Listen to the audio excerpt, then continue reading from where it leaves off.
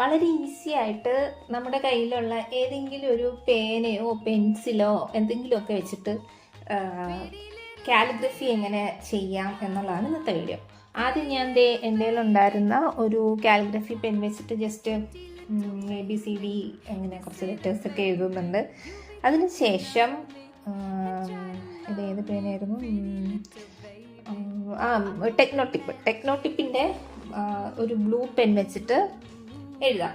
എഴുതുമ്പോൾ ഇത് വളരെ സിമ്പിളാണ്. ഒറ്റ കാര്യം ശ്രദ്ധിക്കാനുള്ളൂ, അതായത് നമ്മുടെ ഈ പെന്നില്ലേ, ഈ പെന്നിൻ്റെ മൂവ്മെൻ്റാണ് നമ്മൾ ശ്രദ്ധിക്കേണ്ടത്. എപ്പോഴാണോ പെന്നി താഴേക്ക് വരുന്നത്, നമ്മളിങ്ങനെ എഴുതുമ്പോൾ നമ്മുടെ കൈ മുകളിലേക്കും പോവും താഴേക്കും വരും. കൈ എന്ന് വെച്ചാൽ നമ്മുടെ പേന മുകളിലേക്കും പോവും താഴേക്കും വരും.